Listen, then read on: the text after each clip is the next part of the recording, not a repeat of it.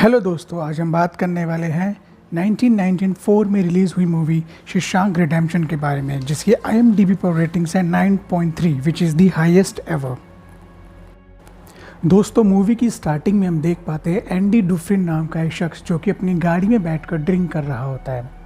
वो अपनी गाड़ी से गन निकालता है और उसमें बुलेट्स डालने लग जाता है। उसके बाद सीन चेंज होता है कोर्ट की तरफ। कोर्ट में हम ये देख पाते हैं कि एंडी डुफ्रिन पर एक मर्डर केस का इल्ज़ाम चल रहा है। उन पे इल्ज़ाम है कि उन्होंने अपनी वाइफ और उनके जो बॉयफ्रेंड हैं जिनके बीच में अफेयर चल रहा था, उन्हें उसी रात मार दिया।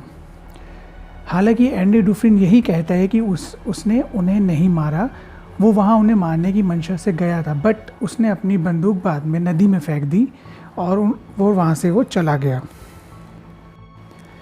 जज डुफ्रिन की बातों से कन्विंस नहीं होते और डुफ्रिन को लाइफ सेंटेंस की सज़ा सुना दी जाती है। वहीं सीन चेंज होता है शशांक प्रिजन की तरफ, जहां पर हम रेड नाम के एक आदमी को सज़ा काटते हुए देख पाते हैं। उसके बाद सीन चेंज होता है जहां पर हम ये देख पाते हैं कि एंडी डुफ्रिन को बाकी नए कैदियों के साथ शशांक जेल में लाया जाता है। हमें ये भी बताया जाता है कि एंडी डुफ्रिन एक बहुत ही बड़े बैंक के वाइस प्रेसिडेंट भी हैं। जेल में एंट्री होने के बाद हमें जेल के वार्डन, जिनका नाम होता है मिस्टर नॉर्टन, उनसे इंट्रोड्यूस करवाया जाता है, जो कि बहुत ज़्यादा स्ट्रिक्ट हैं। अगली सुबह हम ये देख पाते हैं कि बॉक्स नाम का एक कैदी जो कि एंडी डुफ्रिन के साथ दोस्ती करने की कोशिश करता है, बट डुफ्रिन उसे इग्नोर करके वहाँ से चला जाता है। डुफ्रिन रेड के पास जाता है। वो रेड से कहता है कि उसको एक छोटी हैमर की ज़रूरत है। दोस्तों, मैं आपको बताना चाहूँगा कि रेड को इस जेल में काफ़ी साल हो चुके हैं, इसलिए जेल में कोई भी छोटा या बड़ा सामान जेल के अंदर लाना या जेल से बाहर लेके जाना उसके लिए कोई बड़ी बात नहीं थी। रेड डुफ्रिन से कहता है कि वो उसका एक काम कर देगा, बट उसके लिए वो एक्स्ट्रा चार्ज करेगा क्योंकि ये काफ़ी रिस्की काम था। उसके बाद हम देख पाते हैं कि किसी तरह से हैमर जेल के अंदर आ जाती है और एंडी तक उसको पहुंचा दिया जाता है। इसके बाद हम देखते हैं कि बॉक्स और उसके दो साथी एंडी पर फिर से ट्राई करने की कोशिश करते हैं। जब एंडी उन्हें इग्नोर करता है तो वो एंडी को मारने लगते हैं। ये 2 साल तक चलता है। एंडी ऐसे ही उनको इग्नोर करता रहता है और वो तीनों के तीनों बार बार उसे मारते हैं। जेल के सारे कैदी ये जानते थे कि कौन एंडी को मार रहा है, पर कोई भी उसकी कंप्लेंट नहीं करता था। यहाँ तक कि एंडी डुफ्रिन भी जेलर को नहीं बताता था कि कौन उसका ये हाल करता है। देखते ही देखते 2 साल निकल जाते हैं। उसके बाद हम देखते हैं कि 1949 में वार्डन को जेल के ही दूसरे पार्ट की छत की रिपेयर के लिए कुछ कैदियों की ज़रूरत होती है, जिसमें रेड उसके साथी और एंडी डुफ्रिन को सिलेक्ट किया जाता है। रिपेयर का काम चल रहा होता है तो हम देखते हैं कि हार्डले नाम का एक जेलर जो कि किसी से बात कर रहा होता है कि कैसे वो अपना टैक्स बचाए। इसी बीच हम देखते हैं डुफ्रिन जेलर के पास जाता है और उसको एडवाइस देता है कि वो चाहे तो वो हेल्प कर सकता है उसको उसका टैक्स बचाने में। डुफ्रिन हार्डले से कहता है कि वो जो भी अमाउंट है वो अपनी वाइफ को गिफ्ट कर दे, क्योंकि जब हम किसी को गिफ्ट करते हैं तो उस पर टैक्स नहीं लगता, और अगर ऐसा होता है तो उसके बदले में वो उसे और उसके दोस्तों को सिर्फ एक ठंडी बियर पिला दे। क्योंकि डुफ्रिन एक बैंक का प्रेसिडेंट रह चुका है तो वो बहुत अच्छे से जानता है कि किस तरह से टैक्स को बचाना है, और ऐसा ही होता है। हार्डले का टैक्स बच जाता है और वो सबको एक ठंडी बियर पिलाता है। इसी बीच हम देख पाते हैं कि सारे कैदियों की थोड़ी बहुत दोस्ती हो जाती है डुफ्रिन के साथ। इसी बीच जो जेलर था उसका भी जो बिहेवियर था वो डुफ्रिन के लिए थोड़ा सा सॉफ्ट हो जाता है। उसके बाद हम देख पाते हैं कि सारे कैदी बैठकर मूवी देख रहे होते हैं। इसी बीच डुफ्रिन रेड के पास आता है और उससे कहता है कि उसको एक एक्ट्रेस का बड़ा पोस्टर चाहिए। ये बोलकर जब डुफ्रिन वहाँ से बाहर जा रहा होता है, इसी बीच हम देखते हैं बॉक्स और उसके दोनों साथी डुफ्रिन को फिर से एक कमरे में बंद करते हैं, उसे पीटना शुरू कर देते हैं। वो डुफ्रिन को इतना ज़्यादा पीटते हैं कि डुफ्रिन को उसके बाद 1 महीने के लिए हॉस्पिटलाइज करना पड़ता है। ये सब करने की वजह से बॉक्स को 1 हफ्ते के लिए काल कोठरी में बंद कर दिया जाता है। ये बात हार्डले को पता चल जाती है और जैसे ही बॉक्स बाहर आता है वो उसकी टांगें तोड़ देता है। इसी बीच हम देख पाते हैं कि रेड डुफ्रिन के लिए एक एक्ट्रेस का पोस्टर अरेंज कर देता है। उसके बाद हम देखते हैं कि जैसे ही एंडी हॉस्पिटल से वापस अपने सेल में आता है तो जेल का वार्डन उसके सेल की विज़िट करता है। एंडी वहाँ पर बैठकर बाइबल पढ़ रहा होता है। इतने में वार्डन एंटर होता है। वो पूरे रूम की चेकिंग करवाता है पर उसको कुछ भी नहीं मिलता। जी हाँ दोस्तों, क्योंकि एंडी ने वहाँ पर एक हैमर जो मंगवाई थी वो भी वार्डन को नहीं मिलती। सारी तलाशी लेने के बाद वार्डन वहाँ से चला जाता है। वार्डन एंडी को अपने ऑफिस में बुलाता है, उसको जॉब करने के लिए ऑफ़र करता है। क्योंकि डुफ्रिन को बुक्स रीडिंग का काफ़ी शौक़ होता है, डुफ्रिन कहता है कि वो लाइब्रेरी में काम करना पसंद करेगा। उसके बाद वार्डन उसे लाइब्रेरियन का हेल्पर बना देता है। वहाँ काम करते करते डुफ्रिन वार्डन से कहता है कि उसको नई बुक्स की ज़रूरत है। वार्डन कहता है कि वो गवर्नमेंट को लेटर लिख सकता है बट गवर्नमेंट उसकी नहीं सुनेगी। डुफ्रिन कहता है कि वो लेटर लिखता रहेगा और हर हफ्ते लिखेगा जब तक कि गवर्नमेंट उसकी बात ना सुन ले।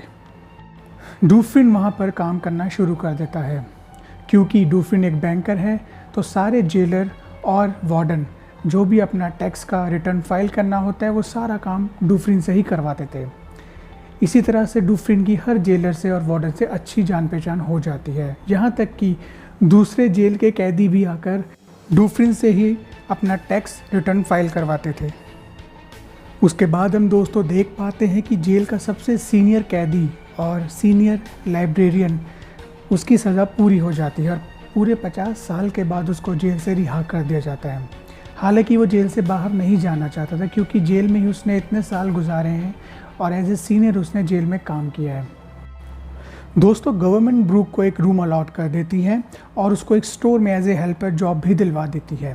पर क्योंकि जो ब्रूक था वो जेल में सबका सीनियर था और उसको रिस्पेक्ट मिलती थी और वही रिस्पेक्ट उसको बाहर बिल्कुल नहीं मिल रही थी। इसी बात से परेशान होकर ब्रूक सुसाइड कमिट कर लेता है। इसी तरह से देखते ही देखते 19 साल हो जाते हैं। डुफ्रिन बाकी कैदियों के लिए भी एक लाइब्रेरी ओपन करवा देता है जहाँ पर बैठकर कैदी अपनी मनपसंद बुक पढ़ सकते हैं और म्यूज़िक भी सुन सकते हैं। और यहाँ हम ये भी देख पाते हैं कि क्योंकि डुफ्रिन सारे अकाउंट्स हैंडल करता था तो उसे ये भी पता था कि वार्डन क्या क्या फ्रॉड कर रहा है जेल में रहकर। इसी बीच जेल में टॉमी नाम का एक नया कैदी आता है जो डुफ्रिन से रिक्वेस्ट करता है कि वो उसे पढ़ना लिखना सिखाए ताकि वो अपनी हाई स्कूलिंग पास कर सके। वो डुफ्रिन से कहता है कि वो एक अच्छा इंसान है और पढ़ लिख कर कुछ अच्छा काम करना चाहता है। डुफ्रिन उसकी बातों से कन्विंस हो जाता है और उसको पढ़ाने के लिए रेडी हो जाता है। एक दिन टॉमी डुफ्रिन और रेड को एक स्टोरी सुनाता है जिसमें वो कहता है कि जब वो पुरानी जेल में था तो उसे एक कैदी मिला था। उस कैदी ने उसे बताया था कि वो एक बार एक घर में चोरी करने के इरादे से गया था पर वहाँ पे जो उस घर का ऑनर था उसने उसे देख लिया। इसी हाथापाई में उसने उस ऑनर की जान ले ली। इसी बीच उसकी गर्लफ्रेंड भी वहाँ पर थी, उसने उसको भी मार दिया। लेकिन बाद में ये पता चलता है कि वो लड़की किसी बैंकर की वाइफ थी और उसके खून की सज़ा उस बैंकर को ही दे दी गई। दोस्तों यहाँ पर डुफ्रिन ये समझ जाता है कि यहाँ पर जिस बैंकर की बात हो रही है वो वही है। वो डिसाइड करता है कि वो वार्डन के पास जाएगा और उसको सारी सच्चाई बताएगा और अपना केस को रीओपन करवाएगा। डुफ्रिन वार्डन से कहता है कि वो अपना केस को रीओपन करवाना चाहता है। वार्डन उसे मना कर देता है। डुफ्रिन कहता है कि वो जानता है जो भी फ्रॉड हो रहे हैं जेल में और अगर वो चाहे तो वो इसका राज खोल सकता है। इस बात पर वार्डन बहुत ज़्यादा गुस्सा हो जाता है और डुफ्रिन को 1 महीने के लिए काल कोठरी में बंद कर देता है। दोस्तों 1 महीने के बाद जब डुफ्रिन उस काल कोठरी से बाहर आता है तो वो समझ जाता है कि वार्डन उसका केस ओपन नहीं करने वाले और अगर वो ज़िद करेगा तो वार्डन उसको जान से मार डालेगा। इसी बीच डुफ्रिन तय करता है कि वो चुपचाप से लाइब्रेरी में ही काम करता रहेगा और केस को रीओपन करने की बात बिल्कुल भी नहीं करेगा। वहीं दूसरी तरफ हम देखते हैं कि डुफ्रिन रेड के पास जाता है और रेड से कहता है कि रेड, जब भी तुम इस जेल से बाहर निकलोगे तो एक काम करना, बक्सटन नाम का एक शहर है, उसके पास एक मैदान है, वहाँ पर एक दीवार के पास एक काले रंग का पत्थर होगा जो कि सबसे अलग दिख रहा होगा। उसके नीचे जो भी पड़ा होगा वो तुम अपने पास रख लेना। रेड को डुफ्रिन की ये बातें बहुत ही अजीब लगती हैं। वो नहीं समझ पाता कि डुफ्रिन उससे ये सब बातें क्यों कर रहा है। वहीं एक कैदी रेड को बताता है कि डूफरिन उससे एक रस्सी लेकर गया था। ये सुनने के बाद रेड को शक होता है, उसे लगता है कहीं डूफरिन सुसाइड ना कर ले। जी हाँ दोस्तों, डूफरिन जो कि 19 साल से शशांक में अपनी सज़ा पूरी कर रहा था, उस बात की सज़ा जो उसने क्राइम किया भी नहीं था। यहाँ तक हम व्यूअर्स को ये लग रहा था कि शायद डूफरिन सुसाइड कमिट कर लेगा, क्योंकि वो जानता था कि वो यहाँ से कभी भी बाहर नहीं जाएगा, और अगर ब्रूक की तरह वो बुढ़ापे में बाहर गया भी तो शायद वो खुद को ही मार देगा। वहीं अगले दिन सुबह जब सारे कैदियों को अपने सेल से निकाला जाता है तो हम देख पाते हैं कि डूफरिन अपने सेल से बाहर नहीं आता। जब वार्डन वहाँ जाकर देखता है तो वहाँ पर डूफरिन नहीं होता। वार्डन चेक करता है कि जब रात को सारे कैदी वापस आए थे तो उसमें डूफरिन का नाम होता है। इसका मतलब है कि डूफरिन सेल में आया था, बट जब सुबह चेक करते हैं तो डूफरिन वहाँ पर नहीं होता। उसके बाद हम देखते हैं कि सब मिलकर डूफरिन को ढूंढने लगते हैं। फिर अचानक से वार्डन की नज़र जाती है उस पोस्टर पर जो कि डूफरिन के सेल में लगा होता है। जैसे ही वार्डन उस पोस्टर को हटाता है तो ये देख कर सब शॉक्ड हो जाते हैं कि वहाँ पर एक बहुत बड़ा होल होता है। जी हाँ दोस्तों, और यहाँ हम व्यूअर्स ये समझ पाते हैं कि डूफरिन जेल से भाग चुका है। उसके बाद हम ये देख पाते हैं कि वार्डन और सारे जेलर मिलके डूफरिन को खोजने लगते हैं। वो उसको ढूंढते ढूंढते एक नाले के पास जाते हैं जहाँ पर उनको डूफरिन के कपड़े और वही छोटी हैमर मिलती है जो कि काफ़ी पुरानी हो चुकी होती है और घिस चुकी होती है। उसके बाद हम व्यूअर्स को ये दिखाया जाता है कि किस तरह से डूफरिन के दिमाग में आया कि वो जेल से बाहर निकले और उसने किस तरह से इस प्लानिंग को अंजाम दिया। इसी बीच रेड सोचता है कि जब उसने उस हथौड़ी को डूफरिन को दिया था तो उसे लगता था कि 600 साल लग जाएंगे उसको एक सुरंग बनाने में, इस जेल से निकलने में, पर डूफरिन ने ये सिर्फ 19 साल में ही कर दिखाया।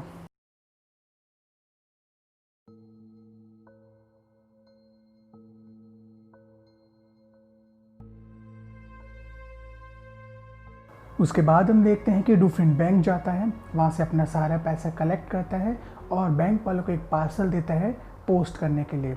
जी हाँ दोस्तों, यह वही पार्सल होता है जो उसने वार्डन के पार्सल से एक्सचेंज कर दिया था, जिसमें वार्डन के सारे फ्रॉड रिलेटेड डॉक्यूमेंट्स थे। जैसे ही पार्सल गवर्नमेंट के पास डिलीवर होता है वो नॉर्टन को यानी वार्डन को अरेस्ट करने के लिए निकल जाते हैं। जैसे ही वार्डन देखता है कि पुलिस उसको अरेस्ट करने के लिए आई है, वो अरेस्ट होने के डर से सुसाइड कर लेता है। उसके बाद हम देखते हैं कि रेड को जेल से रिहा कर दिया जाता है। उसको वही रूम दिया जाता है जो कि ब्रूक को दिया गया था और उसी स्टोर में काम दिया जाता है एज ए हेल्पर, जहाँ पर ब्रूक काम करा करता था। जेल से निकलने के बाद रेड के दिमाग में भी वही सब सुसाइडल थॉट्स आने लगते हैं जो कि ब्रूक के दिमाग में आते थे, क्योंकि रेड ने डूफरिन से एक प्रॉमिस किया था कि वो उस जगह पर जाएगा जहाँ पर डूफरिन ने उसको जाने के लिए कहा था। वो उसके लिए निकल पड़ता है। जैसे ही उस जगह पर पहुँचता है, उस काले पत्थर को ढूंढता है और उसके नीचे एक बॉक्स होता है। जैसे ही उस बॉक्स को ओपन करता है, उसमें एक लेटर होता है और कुछ पैसे होते हैं। लेटर पढ़ने पर हम ये देख पाते हैं कि डूफरिन ने रेड को भी उसी जगह पर बुला लिया है जहाँ पर वो खुद है। रेड के लिए काफ़ी इमोशनल मोमेंट होता है, क्योंकि वो सिर्फ अपने दोस्त से ही मिलना चाहता था। जेल से निकलने के बाद वो उसको मिलने के लिए निकल पड़ता है और फाइनली वो उससे मिलता है, और यहीं पे मूवी का एंड हो जाता है दोस्तों।